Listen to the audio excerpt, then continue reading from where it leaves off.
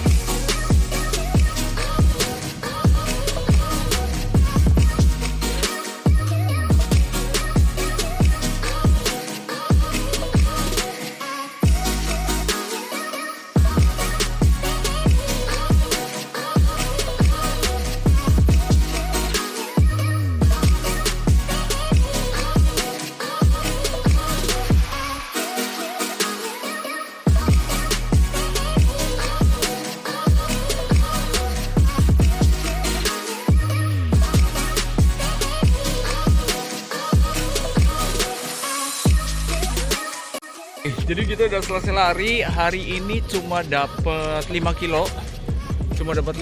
Karena abis ini gue lanjut ngajar. Gue kasih tahu lagi ketika sepatu ini gue bawa long run. Oke.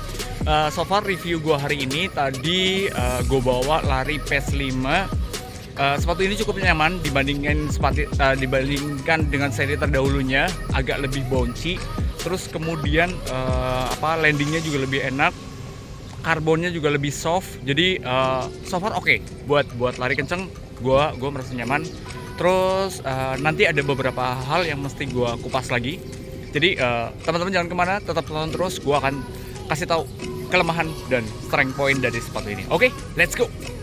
Kita masuk ke sesi berikutnya. Tadi gue udah ajak lari si sepatu Ortus 8 Hypersonic 1.2 ini sejauh 5 kilo. Dan berikutnya kita masuk ke sesi yang baru ini. Kita akan bedah secara langsung apa strength point dan apa weakness point dari sepatu ini. Buat kalian yang pengen tahu, yuk kita langsung masuk ke sesi. Kita masuk ke sesi timbang. Ini yang pertama. Kita bandingkan dulu sesi yang pertama. Coba dibantu oleh Mas Nyul. Coba ditimbang. Berapa hasilnya, Mas? 294. Oke, kalian bisa lihat ya, 294 untuk seri yang pertama. Kita lihat perbandingan dengan seri yang kedua. Seri yang terbaru nih, Hypersonic 1.2. Oke. Untuk beratnya yang seri terbaru ini adalah 272. Kita perkirakan berat antara seri yang pertama dengan seri yang kedua itu 22 gram. Ini gue pakai di size 43. Semuanya sama. Ini 43, tuh 43. Nah ini size-nya. Oke, ini dia size-nya tuh. 43. Oke, valid ya. Berarti perbedaannya antara seri pertama dan seri kedua itu 22 gram. Oke, kita masuk sesi selanjutnya. Kita masuk ke sesi berikutnya. Kita akan bandingkan kedua sepatu ini dari seri pertama dan seri yang terbaru. Kita cari tahu strength dan weakness point dari si sepatu ini. sepatu Hypersonic 1 point. Berikutnya kita akan cari tahu perbedaan dari kedua jenis sepatu ini. Mohon maaf dulu, ini dua sepatu ini dalam kondisi agak sedikit kotor karena memang sesuai dengan pemakaian. Jadi nggak ada yang gue bagus-bagusin, semuanya masih dalam kondisi real, dalam kondisi setelah pemakaian. Kita bahas dari strength point-nya dulu ya. Oke, untuk strength point-nya, kalau gue melihat dari kedua sepatu ini, gue fokus kepada bagian uppernya karena kita terlihat bahwa uppernya itu sangat berbeda.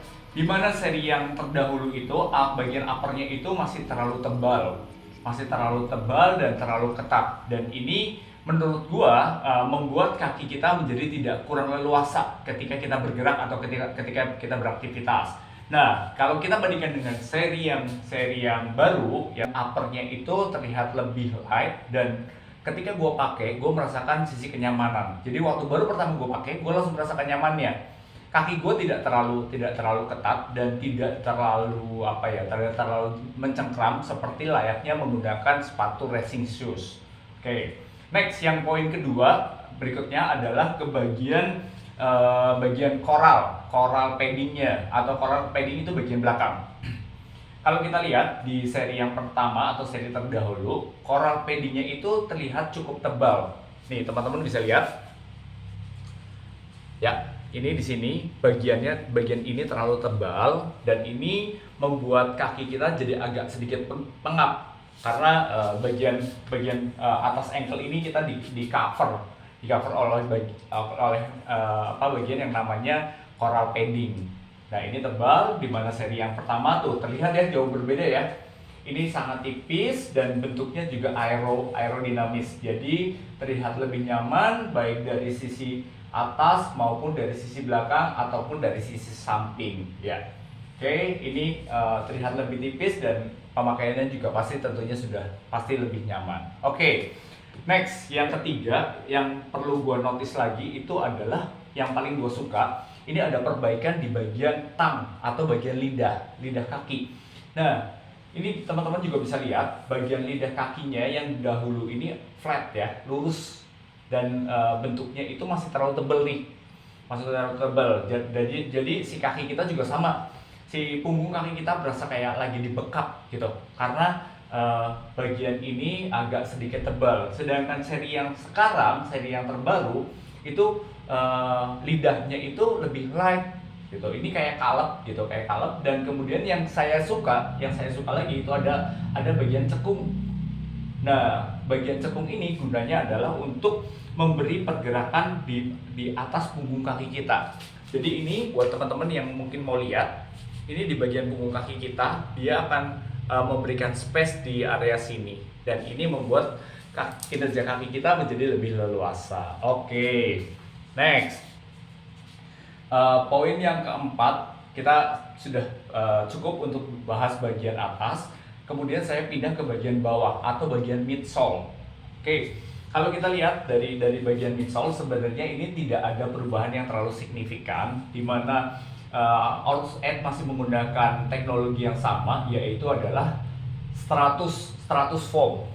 Hampir masih sama, stratus foam, tapi untuk yang di seri yang baru ini, saya merasakan di sini stratus foam-nya agak lebih mudah untuk di handling, atau lebih mudah ketika kita melakukan pergerakan atau lari gitu, terutama untuk lari yang belok-belok. Kalau di mana seri yang terdahulu ini terlihat lebih tight atau lebih kaku, sehingga kaki kita rasanya lurus aja ke depan. Di mana seri yang terbaru ini agak lebih tuh ya, teman-teman bisa lihat ya, agak lebih enak untuk digerakkan gitu. Jadi ini agak lebih mudah di sepatu yang terbaru ini agak lebih mudah untuk di handling, dan saya merasa buat aero untuk belok-belok, untuk nyelip lawan gitu, untuk nyelip orang itu akan lebih mudah dibandingkan seri yang terdahulu gitu. Oke. Jadi sekian strength point yang saya suka dari perbaikan yang dilakukan oleh Ortus terhadap si Hypersonic 1.2 ini.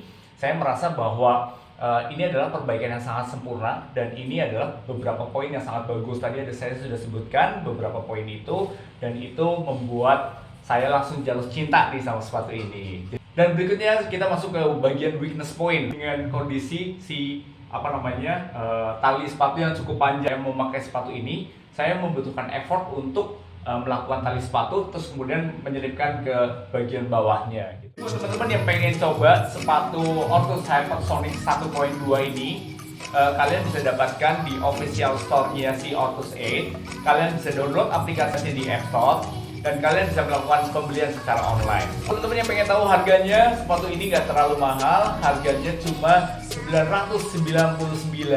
Jadi murah banget kan buat teman-teman yang ini dan ingin membelinya. Kalian bisa melakukan pembelian secara online dengan cara melakukan download aplikasi di App Store Ortus 8 dan kalian akan bisa memilih sepatu ini dengan harga 999. Oke. Sekian dari saya, semoga penjelasan dari saya tadi bisa berkenan dan bisa bermanfaat buat teman-teman. Kalau memang kalian suka dengan video saya kali ini, jangan lupa subscribe, like, dan nyalakan tombol notifikasinya untuk update terbaru dari saya. Saya Andri Caprina, terima kasih dan sampai jumpa di lain kesempatan. Bye-bye! Mencoba, buat teman-teman yang pengen bisa membuat sekian penjelasan dari saya, semoga Oke, sekian.